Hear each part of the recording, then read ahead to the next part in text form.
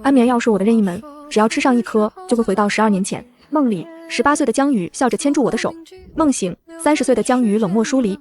林清河，我工作很忙，没有那么多时间跟你吵。6月的风卷着梧桐叶的清香，洒落一地摇晃的碎影。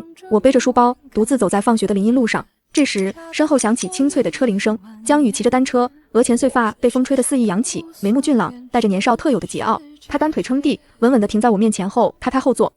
上车。你不是被班主任叫去办公室补习了吗？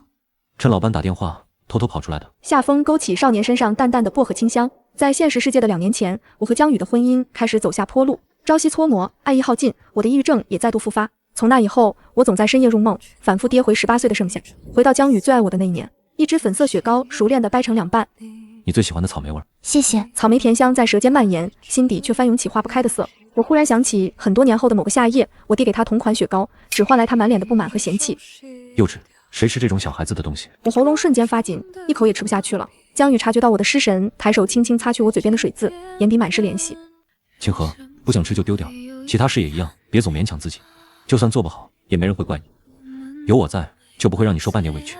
你的抑郁症会好的，一切都会好的。自从母亲早逝，父亲性情大变，开始酗酒，我封闭内心，习惯独自吞咽所有情绪。是江宇，是他一点点拾起我的破碎的灵魂，用盛夏般热烈的温柔照亮我灰暗荒芜的世界。可后来也是他亲手将拼凑完整的我狠狠碾碎，然后收回了所有温柔与深情。我们去河边走走吧。单车缓缓前行，载着我到了河畔。大片的无尽夏绣球花肆意绽放，如梦似幻地铺满了河边，宛如盛大又浪漫的花海。江宇牵着我的手，迎着晚风花香跑到花丛中央，他耳尖泛红，小心翼翼地拿出一个小巧礼盒，递到我面前。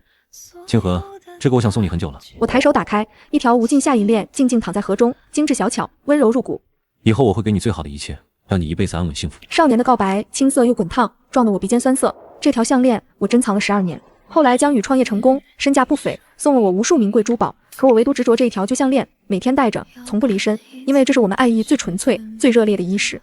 那你帮我戴上。江宇应声抬手，指尖绕过我的脖颈，动作温柔而虔诚。话音刚落的刹那，所有光景骤然崩塌消散，无边黑暗席卷而来，梦境碎裂。我猛然惊醒，浑身发冷，后知后觉发现自己坐在客厅沙发上。昨夜和江宇大吵一架，他摔门而去，我心灰意冷地蜷缩沙发上熬了一夜。醒了。我抬眼望去，才发现江宇不知道什么时候回来了。已经30岁的他，西装笔挺，气质冷冽，静默地坐在一旁抽烟，烟火明灭，映得他眉眼疏离淡漠，再无半分年少温柔。林清河，我不想和你过了。好，那就签字。我拿起笔，毫不犹豫签字，只是在最后一笔落下时，指尖还是抖了。12年感情，7年婚姻，就这么落幕，没有眼泪，只有恨意裹着麻木的释然。2014年6月15日13点05分，午休时间，阳光透过窗，在课桌上投出明亮的光斑。右前方，18岁的江宇侧着身，回头朝我指了指自己的手机。看你睡觉不安稳，做噩梦了吗？没有。消息又弹出来，是天天酷跑的双人模式邀请。我心底轻轻轻颤。这一年我们很爱这个游戏，下课晚午休完，晚上躲在被窝里，还要比谁跑得远。我点开游戏，生疏的操作着，很快撞上了障碍。不好意思，有点没睡醒。没关系，下次继续。要不要吃草莓雪糕？一会儿我去给你买。不用了。那烤肠呢？看你中午没怎么吃。消息一条接一条，熟悉的关心，熟悉的语气，有那么一瞬，几乎要忘记我们刚刚才签了离婚协议。清河，我刚做了个不太好的梦。什么梦？正在输入中闪了很久，久到阳光都移动了1寸。终于，消息跳出来，一阵手机铃声把我从梦中抽离。看到备注时，我浑身一僵，是我快2年没联系过的父亲。清河还没睡呢。有事？那什么，你弟弟马上要升高中了，你跟江宇说说，看能不能安排进士重点。他人脉广，这点事应该不难吧？母亲死后，父亲很快再婚生子，我从高中起就一个人生活。这2年他音讯全无，现在他突然来电，竟是为了我那素未谋面的弟弟。爸，你就不问问我过得好不好吗？你嫁了江宇还能过得不好？别说有的没的，赶紧把事儿办了，你弟弟的前程要紧。我顿时连争辩的力气都没有了。我和江宇离婚了，你儿子的事我帮不了。什么？你疯了？江宇这样的男人，你说离就离？你一个二婚女人，以后谁还会要你？我挂断了电话，蜷缩成一团，将脸埋进掌心。原来血脉相连的人都可以这样理所当然的索取，又这样轻易的抛弃。那爱情呢？那所谓的一辈子呢？我昏沉睡去，再次睁开眼，是在学校的心理诊疗室。目前状态还算稳定，但不要擅自停药，平时多出去走走，别总是一个人闷闷的。我的抑郁症是从高1开始的，那时父亲刚再婚抛弃了我，好在老师很关心我，让我每周4放学都来进行心理疏导。走出诊疗室时，才看到江宇半小时前发来的消息。清河，我要被老班抓去补习了，你先回去，注意安全，到家告诉我。心底某个角落微微一软，回了好，迎着暮色往家走。小妹妹一个人啊？长这么好看，陪我们玩玩呗。别过来，我要喊人了。好吧，那也先让哥几个爽完。说着，他伸手抓来，我想说话，却被极度的恐惧扼住喉咙，根本发不出声音。滚开！江宇被紧绷的笔直挡在我身前，像一堵突然筑起的墙。妈的，多管闲事！黄毛恼羞成怒，一拳挥过来。尽管江宇躲过了，可对方有3个人，江宇根本不是对手。江宇，放开我，你快跑！别怕，我在。听着江宇颤抖的声音，我死死攥着他的衣角，感受他胸膛剧烈的起伏和一声声压抑的痛哼。原来心真的会疼到无法呼吸。好在下一秒，巷子外响起警笛声，混混们慌了，想跑却还是被赶来的警察按在地上。警察看到几乎晕倒的江宇，立刻把我们送去医院。医院走廊，我看着江宇青紫交加，狼狈不堪，可他还在对他笑。你是傻子吗？我不会让任何人伤害你。想到眼前这个拼命也要护我周全的少年，在多年后会变成那个伤我最深的人，泪水控制不住掉落，不知道是无奈还是委屈。忽然，一颗糖被轻轻塞进我嘴里，草莓味的，甜蜜的果香在口腔里化开。吃颗糖，不许哭了。这是我人生中吃过最甜的一颗糖。处理好伤口到家时，夜色已深，坐在书桌前，摊开书本，我却一个字也看不进去。很久后，QQ 语音邀请声音响起，是江宇。接听后聊了几句后，就连着麦各自写作业，没有刻意找话题，没有多余的话语，可只要听着对面传来的翻书声响，就感到万分安心。夜渐深，窗外的灯火一盏盏熄灭。清河，还不睡吗？睡不着，其实是舍不得，舍不得挂断，舍不得结束这个有他陪伴的夜晚。那我给你讲个故事，哄你睡觉。我又不是小孩子。可我想讲给你听。他清了清嗓子，讲起了小王子的故事。小王子的星球上有朵玫瑰，有点娇气，有点任性。可小王子知道，那是因为他在乎他。小王子为他浇水，为他挡风，为他担心。因为用心呵护过，所以他是全世界独一无二的花。我闭上眼，江宇的声音像温水，慢慢浸透四肢百骸。困意汹涌而来，我随之入梦，嘴角还留着笑。这抹笑意，在我再次睁开眼时荡然无存。忽然，玄关处传来门锁转动的声响，江宇推开门走进来，手中还拿着一叠文件。四目相对，空气凝固。江宇在沙发另一端坐下，把文件摊开，谈谈财产分割。他语气冷静，像在开一场商业会议。我听着，目光却落在他的手腕上，那里有一道浅浅的疤，淡白色的，像月牙。我呼吸骤然一滞。梦里，江宇保护我时被玻璃碎片划伤了手腕，而现实中，我也问过他这道疤的由来。当时他在看报表，头也没抬。不小心划的，早忘了。可是位置、形状为什么会和梦中一模一样？你看什么？没什么。我回过神，低头看文件，条款清晰，考虑周全，连我可能提出的异议都预先规避了。这样完备的方案，绝不是一夜之间就能拟好的。你早就想和我离了。你不也一样吗？我拿起笔，没有半分犹豫，签下了自己的名字。江宇看着我利落干脆的动作，手微不可察地蜷了一下，收起文件起身就走。封门最终还是关上了，屋子里再度陷入了空荡的死寂。我缓缓抬起头，目光落在茶几角落，那里摆着一瓶安眠药，还有大半瓶。胸口忽然涌上一阵熟悉的窒息，像海水倒灌，冰冷沉重，无法呼吸。等我回过神来时，才发现药瓶已经握在手里，而另一只手盛满了白色药片。我的手猛地一颤，白色药片瞬间洒落一地，看着满地狼藉，手抖得停不下来。刚才那一瞬间，我竟然真的想全部吞下去。我用力掐了把胳膊，不能这样，林清河，你不能死。时隔数年，再次走进市中心医院心理诊室，症状复发了。医生，我好像又撑不住了。慢慢说。在医生的引导下，我磕磕绊绊将这些年的状况和情绪失控说了出来。林小姐，你现在的状态比以往任何一次都危险，加大药量，每周至少做2次心理疏导。还有用吗？有，只要你配合，相信自己能好起来。从诊室出来，阳光刺眼，路过一家餐厅时，我不经意扫过窗边位置，脚步骤然定在原地。江宇坐在那里，对面是一个年轻女孩，长发笑眼，撒娇似的晃着她的胳膊，而她脸上是我许久未见的笑容。原来江宇还会这样笑，只不过不是对我。正准备走时，和女孩分开的江宇转过视线，正好撞上我的目光，他脸上的笑意瞬间消散，变成惯常的冷漠。我装作没看见，转头就走。可江宇推门出来，你怎么在这儿？这地方你买了。林清河，离婚冷静期还没过，你没必要这样。江宇，昨天才签完离婚协议，今天就能跟异性谈笑风生，你心虚吗？我的事不用你管。我没再吭声，绕过江宇就要走，他却突然抓住我的手腕。等等，我送你回去。我迟疑了一下，没有拒绝，只当他是个司机，一路无话，直到车停在楼下。林清河，其实我从1年多以前起就不明白你到底想要什么。他声音很低，带着少有的疲惫。我慢慢转过头看他，阳光透过车窗映出他凌厉的眉眼，脑海里却浮现出18岁的他，那温柔清爽的笑容，那些美好的点点滴滴，那些只存在于回忆和梦境的爱意。我想回到18岁，并且永远留在那儿。车里死一般的寂静，江宇握着方向盘的手不断收紧。我推开车门，脚落地的瞬间，身后传来引擎咆哮着远去的声音。我知道这一次江宇真的走了，回到了那个没有人气的家，又一次把自己扔进沙发里。手机突然响了，陌生号码，但我知道是谁。接通的瞬间，父亲暴怒的声音填满了整个客厅。林清河，你竟然敢拉黑我，翅膀长硬了是吧？有事吗？让你办的事你当耳旁风。我养你这么大，你就这么报答我的？养我？妈走后，你给我1分钱吗？你知道我高中3年是怎么过的吗？你怎么跟我说话的？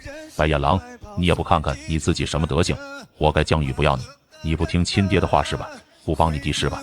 那你去死吧，死了干净。最后那句话像把刀狠狠贯穿了我的心脏，手机从手里滑落，摔在地上，屏幕碎裂，世界忽然安静了，静到好像能听到血液倒流的声音。江宇的冷漠，父亲的刻薄，这些年所有的孤独、委屈和不被爱在瞬间涌上来。那就如你们所愿吧。我抓起水杯，灌下安眠药去后，走进浴室。镜子里的我苍白憔悴，眼神空洞，挽起衣袖，露出新旧交错的疤痕。淡了的是认识江宇前抑郁症最严重的时候留下的，而那些还没长好的粉色疤痕，是最近在和江宇吵架后一次次留下的。当初是他把从黑暗里的我拉出来的，现在把我推下去的也是他。没有犹豫，伴着尖锐冰冷的疼痛，血涌了出来，顺着手腕一滴滴落在冰冷的瓷砖上，绽开妖冶艳丽的血花，有种奇怪的轻松，好像这些年所有的泪和委屈都随着血流了出去。恍惚间，仿佛看见18岁的江宇，他站在光里，朝自己伸出手，笑得干净阳光。我努力想朝他笑，却发不出声音。江宇，这样，我们是不是就能永远在一起了？江宇在一个路口把车停下了，没走，车窗开着，他一根接一根抽着烟，风灌进来，吹不散他心口的稚闷。他想起林清河看自己的眼神，就像在看一个陌生人。手机突然响起，是今天蹭他饭还缠着要帮他介绍工作的远方表妹徐亚丽。哥，工作的事谢谢你，等我发工资，请你吃大餐。不用，你好好上班。不知道从什么时候开始，江宇习惯在林清河面前硬撑，习惯了沉默。他明明可以告诉他那是表妹，可话到嘴边又成了我的事不用你管。一次次的误会和争吵，把彼此越推越远。他只是太累了，想让两个人冷静一段时间。他不会去领离婚证的，而且他已经打算买他们家楼下的那套房子。就算林清河要离，他也要留在离他最近的地方。电话刚挂断，房东就打来电话，让他过去看房。江宇调转车头，把车开了回去。房子装修简约，格局和楼上那套很像，采光也很好。听着房东的热情介绍，江宇心不在焉的点头，只想着林清河就在楼上。直到走到浴室时，房东才讪讪一笑。浴室天花板薄，这位置也是楼上的浴室，可能偶尔渗水，但你放心，我会叫人重新做防水。江宇嗯了一声，就在他准备出去时，一滴冰凉的液体忽然砸在他脸上。他下意识抬手一摸，指尖是抹刺眼的红。江宇僵住，缓缓抬起头，浴室白色的天花板上一片猩红正慢慢晕开，像雪地里绽开的梅花，一点一点扩散。江宇的心跳骤停了一瞬，不祥的预感如同汹涌潮水，瞬间淹没他的四肢百骸。他的脑海里忽然浮现林清河那决绝离去的背影，还有他那句轻飘飘却萃满绝望的我想要永远留在18岁。清河。江宇颤抖着呢喃着我的名字，疯了一般冲出去，跌跌撞撞朝着楼上狂奔。7年的婚姻，无数的冷漠与争吵，在此时化作极致的后怕。他不敢想到底发生了什么，他只知道必须马上要见到我。冲到家门口，他的手颤抖得连钥匙都插不进锁孔。一进门，他就直奔着浴室而去。砰的一声巨响，浴室门被狠狠撞开。眼前的景象让江宇瞬间僵在原地，浑身的血液仿佛在这一刻彻底凝固。他双腿一软，直接扑到了我身边，颤抖着伸手将我抱进怀里。触手的温度是令人恐惧的冰凉，他下意识探向他的鼻尖，只感受到一丝微弱到几乎察觉不到的呼吸，轻的像是随时都会消散。清河，醒醒，醒醒！清河，你别吓我，你睁开眼睛看看我好不好？江宇用尽全身力气抱起我，踉跄着往门外跑，一路上不知撞到了多少东西，可他浑然不觉疼痛，他只觉得自己这一辈子从没这么恐慌过，这么无助过。眼里心里只有怀中这个奄奄一息的人。是中心医院抢救室门外，红灯亮得刺眼。江宇靠在冰冷的墙壁，浑身沾满鲜血，凌乱不堪。他双手徒劳地抓着头发，无力地垂着头，浑身上下都在不受控制地发抖。明明他从不想离婚，明明他甚至已经做好了退路，买了楼下的房子，准备在我身边守护我。可他怎么也想不到，不过短短几个小时，竟然会酿成这样的大祸。不知过了多久，抢救室的红灯终于熄灭，医生刚走出来，江宇立刻冲上前去，像抓住救命稻草般抓住医生的胳膊。医生他怎么样了？是不是没事了？病人失血过多，加上服用了大量的安眠药，虽然抢救回来了，但由于脑部长时间缺血缺氧，目前已经陷入重度休克，确诊为植物人。植物人？医生，你们是不是搞错了？他怎么可能会？我们已经尽力了，病人醒过来的几率微乎其微，能不能苏醒全看造化，你做好心理准备吧。这番话如同最后一根稻草，彻底把江宇压垮。就在这时，2名警察走了过来。是江宇先生吧？我们调查了林清河女士的手机，还有现场情况，目前已经排除了他杀的可能性，确定为自杀。自杀这2个字狠狠砸在江宇的心上，让他几乎喘不过气。他怎么会自杀呢？明明平时还好好的人，怎么就……因为他的抑郁症复发，已经整整2年了。你是谁？我是林清河的心理医生。这2年他的病情反复时好时坏，因为极度缺乏安全感，他必须吃药才能睡着，总是活在恐惧和自我否定里。每次给他做催眠治疗的时候，他嘴里反复念叨的都是18岁的你。他说只有那时的你才会给他温暖，而现在他过得太苦，婚姻和原生家庭的痛一直在折磨着他。我劝过他很多次，让他跟你好好沟通，可他怕你嫌他麻烦，不想拖累你，只是一味的自己忍受。心理医生的话还在继续，江宇却已经听不清了。我的抑郁症复发整整2年，他竟然一无所知。他一直以为我的猜忌与追问都是不信任他的无理取闹，却从来没有想过我一直在承受着怎样的痛苦。那些看似矫情的举动都是在向他求救，可他呢，只会不耐烦的敷衍了事，用冷漠在2人之间筑起高墙。原来自己才是那个将他亲手推向深渊的罪魁祸首。他终于明白自己错得有多彻底，可我却醒不过来了。躺在病床上的我，面容苍白，静谧安然，身上插着的各种管子让我看起来像个脆弱美丽的提线木偶。江宇坐在床边，轻轻握住我冰冷的手，放在掌心，一遍遍抹撒着。他眼眶通红，形容憔悴，巨人哽咽着不停地忏悔。清河，我真的知道错了，你醒过来好不好？我从来没想过和你离婚，我只是一时气不过，气你总是不信任我，但我没想过真的离开你，从来都没有。等你醒过来，我们重新开始好吗？我一定会对你好，再也不会让你受委屈，你想要什么我都给你。江宇就这样守在病床前，不吃不喝，不眠不休，整整守了3天3夜。他整个人已经变得狼狈不堪，眼底布满红血丝，胡茬凌乱，身形消瘦，彻底没了平日里商业精英的体面模样。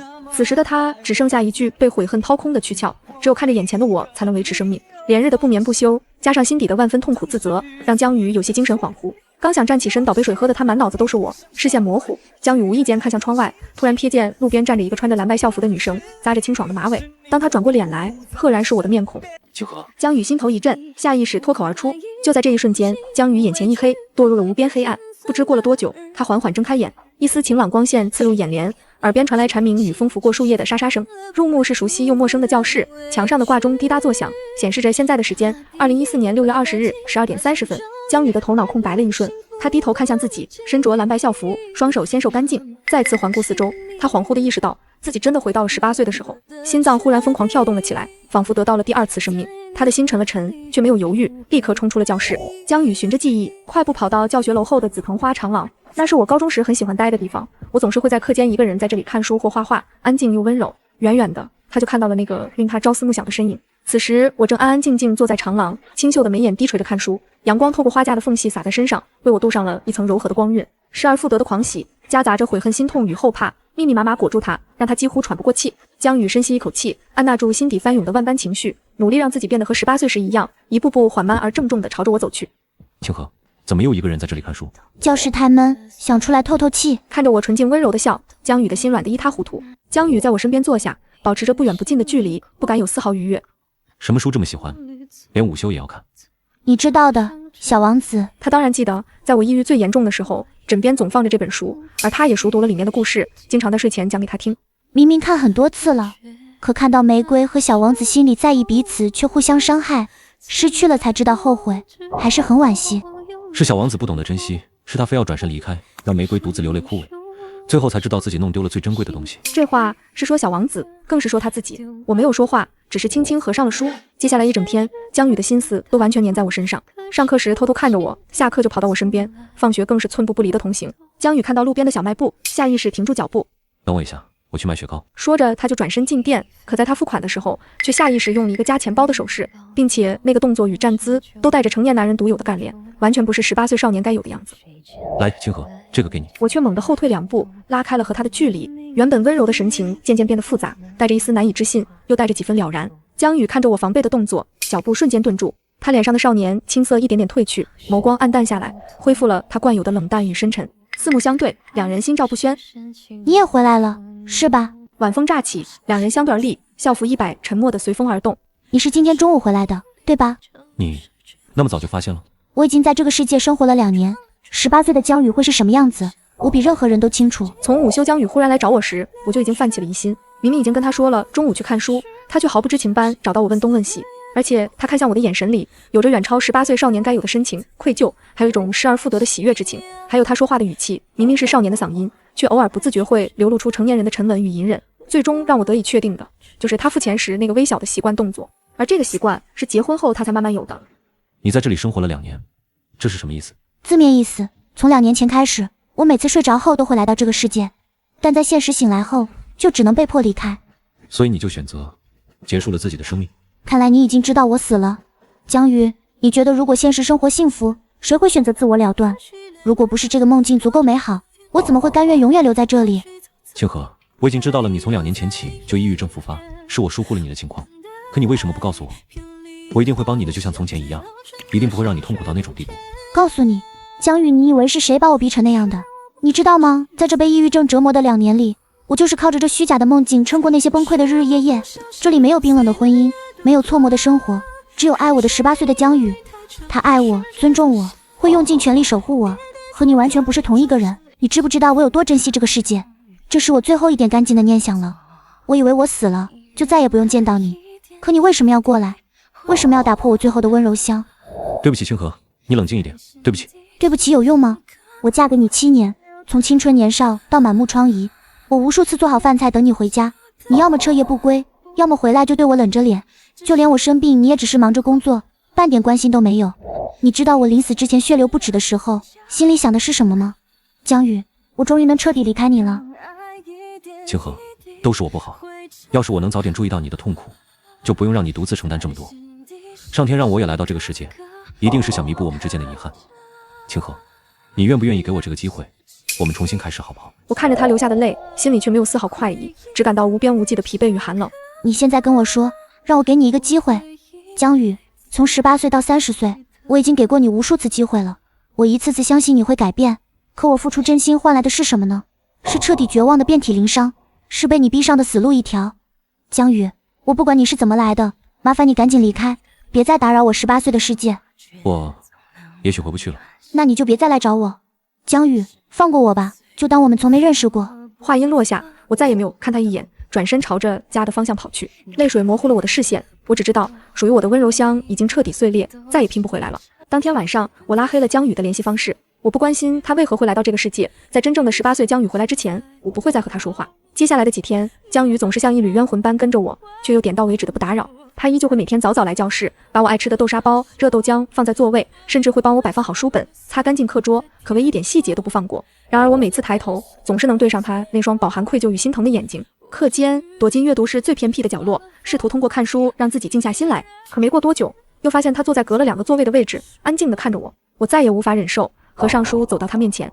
江宇，你闹够了没有？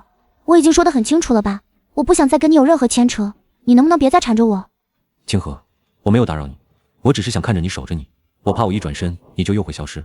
我不需要你守着，你的出现就是对我最大的折磨，只要看到你，我就会想起所有的痛苦。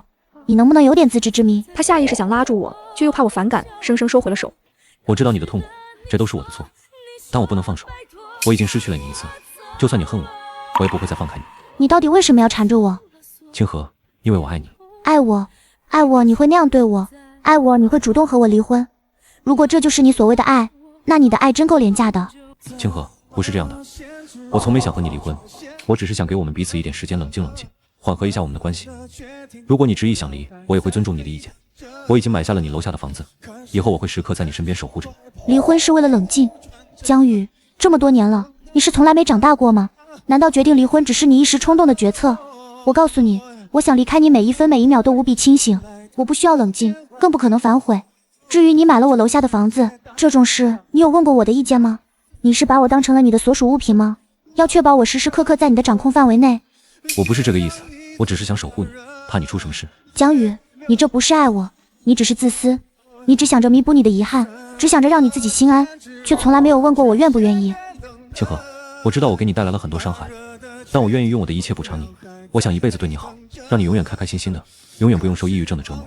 我发誓。你曾经发过的誓还少吗？你结婚时还说一辈子爱我，不让我受一点委屈，你做到了吗？江宇，你的誓言早就被你的冷漠和自我磨得一文不值，我再也不会相信你了。江宇嘴唇颤动，却说不出话来。另外，你不过是18岁江宇的劣质赝品，别用这副模样说这些让我反感的话。我只想让你离我远一点，仅此而已。说完，我再一次决然转身离开。这一次，他没有追上来，也没有喊我名字，如同木偶般正在原地。这次对峙过后，江宇似乎真的听进去了。往日里不远不近绕着我转的他，彻底从视线里消失了。但早读的课桌里仍然会有他献殷勤送来的餐点，我不声不响地扔掉，无声地诉着不需要这份关心。同桌林微微终于忍不住问：清河，你跟江宇到底怎么回事啊？我握笔的手顿了顿，目光落在课本上，却一个字也看不进去。没什么。你们两个不是一直感情很好吗？我们只是学生，还是应该把心思放在学习上。也是，也许那2年就是抱着这样的心思，不断靠反刍着曾经的那一点美好艰难度日，强迫自己去接受这段感情变质，怎么也不肯抽身。要是能早点及时止损，可能也不至于抑郁绝望致死。但如今想这些也没用了，现实里的我早已死去，这里是我的乐园，我的心声。只是心里的那个疑问再次冒了出来，现实里的江宇为什么会突然来到这里？难道他也出了什么意外？就算是老天给他机会来弥补的，可他的愧疚也好，悔恨也罢，看来也只是一时兴起罢了。什么失而复得的珍惜，什么刻骨铭心的回忆，原来也不过如此。他的爱与歉意从来都没有他说的那样深重，他爱的从来都只有他自己罢了。不过也好，再也不用一遇到他就想起婚姻的伤痛，再也不用被他的忽冷忽热所困住。可这份来之不易的平静，却在一个夜晚被骤然打碎。这天，我和往常一样，独自走在回家的小巷，却撞见了这辈子都不想见到的人——我的父亲。他早已二婚去了新家，平时对我从来不管不问，突然出现，直觉告诉我，不会是什么好事。林清河，你这么晚回家，去哪鬼混了？我去自习室复习了，你找我有什么事吗？复习？装什么好学生？不知道的以为你是全校第一呢。你整天在学校里混日子，知道你爹我养家有多难吗？我跟你说，家里没钱了，你这学业趁早别上了，赶紧出去打工赚钱，给你弟弟攒学费。我要读书。读书？读什么书？女孩子家读那么书有什么用？还不是要嫁人。我告诉你，我没那么多闲钱供你读书，明天你就给我去退学，不然我就去你学校闹，让你待不下去。此言一出，我几乎瞬间应激，浑身都开始发抖。好啊，那你就试试看。你以为我怕你吗？我看你是反了。父亲的拳头高高扬起，带着戾气朝着我挥过来。我吓得闭上眼，浑身僵硬，一动也不能动。原生家庭刻在骨髓里的恐惧与绝望，死死攥住了我的心脏，让我头脑一片混沌不堪。然而预想中的疼痛并没有落下来，下一秒被一股力道拉到身后，落入了一个带着熟悉薄荷香的怀抱。猛地睁开眼，竟然是江宇。父亲的拳头却并没有停下，狠狠落在了江宇的背上。江宇痛苦地闷哼一声，不受控制地往我身上栽倒了一下。江宇，你怎么样？放心，我没事。随后他直起身，将我稳稳地护在身后，周身散发出我从没见过的戾气，眼神冷得像冰。你敢动他试试？你又是谁啊？这是我自家的事，轮得到你来管？说着，他再次挥舞起拳头，直冲江宇的脸砸去。可下一秒，江宇伸出手，死死攥住了那挥来的拳头。他的事就是我的事。他语气坚定，手上的力道加重。他的学必须要上，你是他的监护人，就必须要供他读书。你养不起家事，你没用，没有钱就别再结婚生孩子，连累女儿算什么男人？你以后再敢来找他麻烦，再敢动他一根手指头，我绝不会放过你。你这毛头小子懂什么？读了点破书很了不起是吧？对，我现在就告诉你，我们以后都会考上好大学，我还会靠自己创业成功赚很多钱，以后我来养他，绝不会让他再被你压榨。你趁早死了让他辍学的心，永远都别出现在他面前。江宇此时浑身散发着不容置疑的气场，三言两语就把眼前的男人震慑住。父亲挣扎无果，又怕闹大惹出麻烦，只好骂骂咧咧地松开手，不甘心地转身跑了。原生家庭带来的所有痛苦、压抑与绝望，瞬间席卷了全身上下。我面色惨白，浑身发抖，心悸不已，眼前不受控制的阵阵发黑，下意识紧紧抓住身前人的衣角，蜷缩起身子，眼泪止不住地往下掉，连神志也变得混沌不清。明明已经看不清眼前人的模样，却下意识地依赖着他身上的温度，那点温暖就是我这个溺水之人此刻唯一的浮木。没事了，清河，他已经走了，没有人会欺负你了，别害怕。他一下下轻轻拍着我的背，动作轻柔的像是对待易碎的瓷器，低声安抚着，只是静静地陪着我熬过这场猝不及防的情绪崩塌。江宇，别离开我。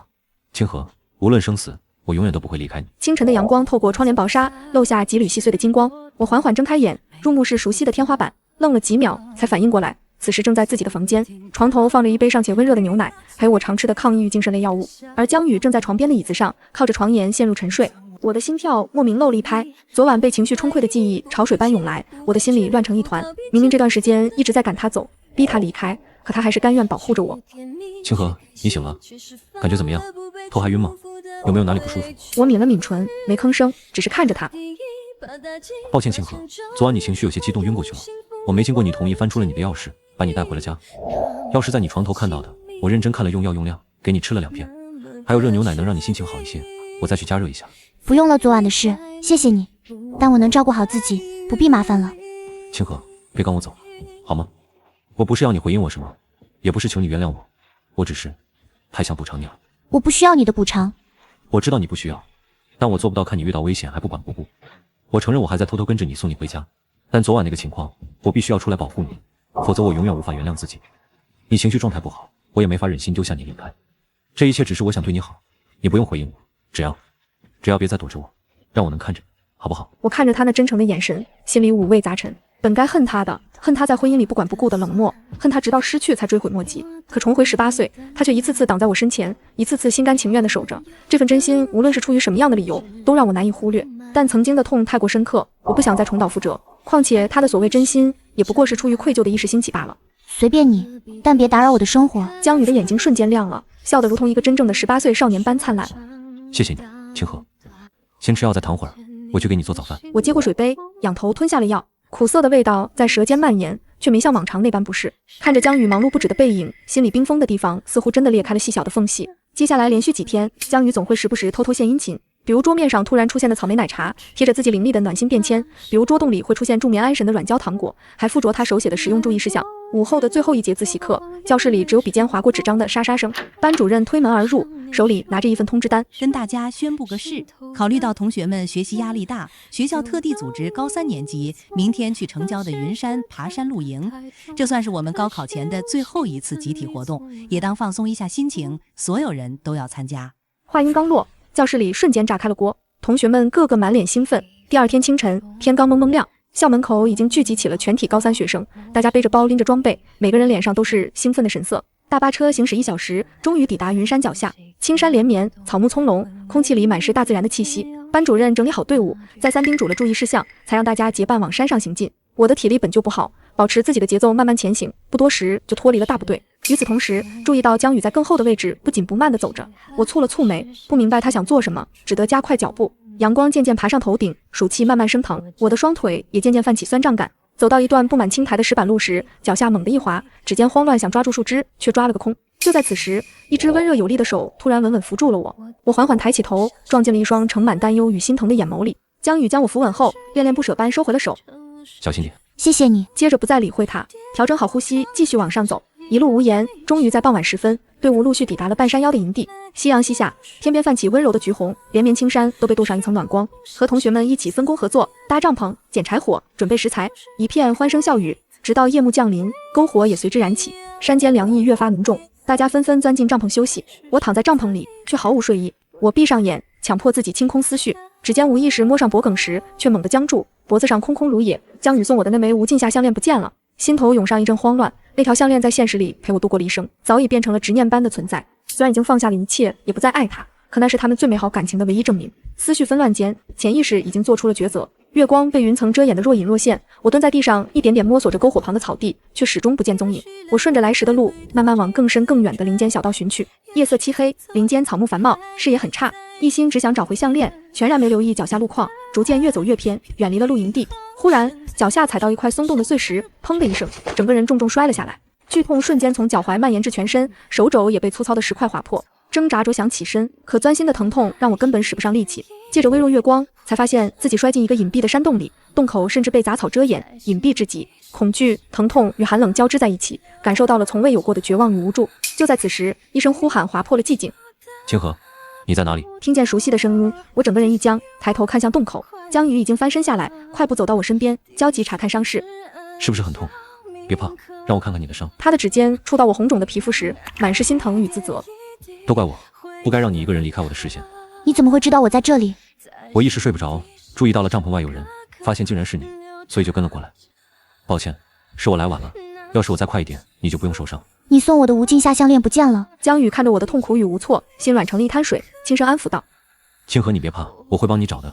就算找不到，我会送你1000条10000条，别伤心好不好？”可那条不一样，它是18岁的江宇送给我的。江宇闻言，浑身一僵。而此时，寒冷与疼痛蔓延全身，我的意识开始模糊。江宇见状，立刻将外套小心翼翼地披在我身上，带着体温的外衣瞬间裹住了我，驱散了山间夜深露重的寒意。寒冷与疼痛让我再也支撑不住，下意识靠在了他的肩头，他浑身紧绷，不敢动弹分毫。我再也抵不过疲倦，缓缓闭上眼睛，失去了意识。我好像做了一个梦，梦里看到了现实中自己弥留之际的情形。江宇抱着倒在血泊中的我，哭得泣不成声。我想说点什么，却碰不到他，也开不了口。这时，脖颈前的项链和旁边的江宇一同化作了飞灰。我慌乱伸手去抓，却只抓到一片虚无。绝望之中，听见了耳边嘈杂又急切的呼喊，硬生生将我从梦魇里拽出来。林清河，江宇，是老师和同学们的声音，清晰地传了进来。我下意识想起身，却被江宇有力的手稳稳扶住。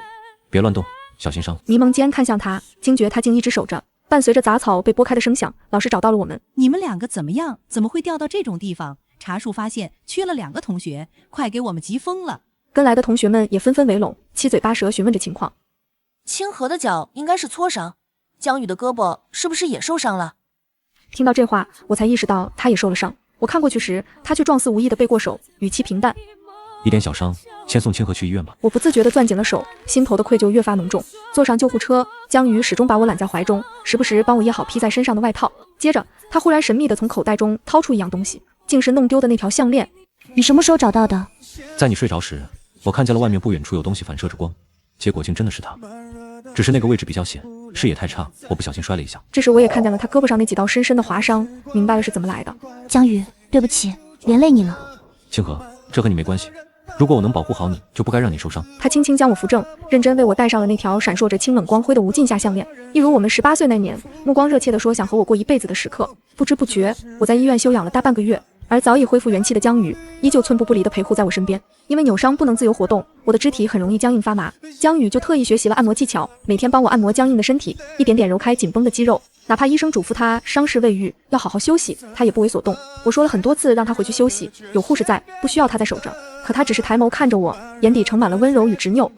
清河，我只想陪在你身边。看着他乐此不疲地为我忙前忙后，心里五味杂陈。事到如今，我已经不知道该用什么样的态度去面对他的示好。我更害怕自己的心会在这日复一日的温情陪伴中一点点动摇。等到我的脚踝渐渐消肿，能缓慢下地行走时，江宇兴冲冲地背着我离开病房。他小心将我扶上自行车后座，带你去个地方。这熟悉的情景和那万分明媚的笑再次让我恍神。河畔的无尽夏花海依然肆意绽放，微风携着花香拂过脸颊，阳光暖意融融洒在身上，岁月静好的像是一场美梦。江宇停下车子，转身去不远处的小卖部买了一支粉色棒冰，他熟练地掰成2半，将另一半递到我的手中。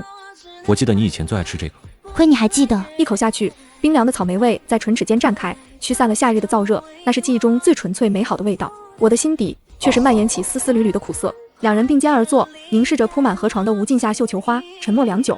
微风拂起的花瓣不断飘落在我们的发丝间头，氛围静谧温柔，却又暗藏着一丝难以言说的压抑与感伤。清河，我有些话想说。我心里一紧，知道还是躲不过这一刻。以前是我对不起你，让你受了太多的苦。这次重生到这个世界中，我也重新认识了一次你，看见了你曾经面对的种种压抑与痛苦。现在我只觉得，为什么不让我更早的遇见你？我只想用全部的生命来爱你，给你所有的偏爱与温柔，再也不让你受一点委屈。再给我一次机会，我们重新开始，好吗？这是江宇来到这个世界以来第一次如此直白郑重的表白，我听得出他话语间将一切剖析开来的真诚。此刻他只是想要一个留在我身边的机会，用余生来偿还亏欠。他赌上了所有，只希望我能回头再他一眼。江宇，我不能答应你。你一次次帮助我照顾我，我很感动。可感动不是爱，曾经的伤痛，我死前的绝望，早就刻在了我的骨子里，融入了我的血液里。我没办法装作无事发生，更不能重新和你在一起。抱歉，我不能背叛我自己，我们之间已经彻底回不去了。每个字都像一把利刃，切割着两个人的心。江宇眸中的光以肉眼可见的速度一点点熄灭，最终彻底归于死寂。他嘴角勾起一抹极致苦涩的笑，眼底有释然，又带着极致的无力与心痛。此时他终于明白，有些伤害一旦造成就再也无法弥补，有些错过一旦发生就再也无法回头。我知道了，以后我不会再打扰你了。这是他最后能做的事了，彻底放手退出我的世界，允许我去过我想要的没有他的生活。回归学校后，班主任突然宣布江宇转学去了很远的城市，他没有留下任何联系方式，也没和任何人告别，仿佛从未出现过一般。我看着那个空荡的座位，心底有些隐隐的痛，仿佛莫名空了一大块。这个似真似幻的世界，终究是没有了那个满心满眼都是我的少年。而与此同时，这场困住我许久的梦境忽然就此破碎。我猛地睁开眼，胸腔剧烈起伏，茫然地转动脖颈，发现自己正在病床上，身上插满了维持生命的管子。循着仪器的异响，护士推门而入。林小姐，你醒了。不过片刻，小小的病房里涌入好几位医生，脸上皆是难以置信的震惊。我的头脑逐渐清明，这才明白过来，原来我经过抢救成了重症植物人，如今却意料之外的醒了。不等我细想，一个些许眼熟的女孩眼眶通红地冲了进来。我想起了她是江宇的表妹，心里忽然升起一股强烈的不安。怎么了？江宇呢？嫂子，我哥他心梗去世了。我彻底僵住，耳边所有声音都消失了，只剩下这句话在脑海中反复回荡。一瞬间，忽然明白过来，为什么江宇会来到我的梦里，又会在最后突然消失？为什么那场延绵许久的美梦会突然彻底破碎停滞？这就是上天对我的嘲吗？对这段可笑感情的惩罚吗？我呆呆坐在病床上，空洞地望着窗外，嘴角缓缓勾起了一个极尽讽刺的笑。接下来的日子，我麻木地配合医生做着康复治疗。等到身体康复，我去了一次江宇的墓地。我轻轻抚摸过墓碑上江宇的名字，良久凝视着他的黑白照片，最终将那束无尽夏轻放在他碑前，没有多余的告别，在一个清晨悄悄离开了这座承载着所有伤痛与遗憾的城市。往后今年，在一座陌生的城市里，我拾起了年少的爱好，成为了一名自由职业画师。笔下的画作全是梦境中的碎片，画作色调梦幻，满是温柔与回忆，又带着孤寂与惆怅，渐渐在业内小有名气。只是再也没有人知晓我的过往，也没人再提起江宇的名字，而我也再未回到过那个18岁的梦境。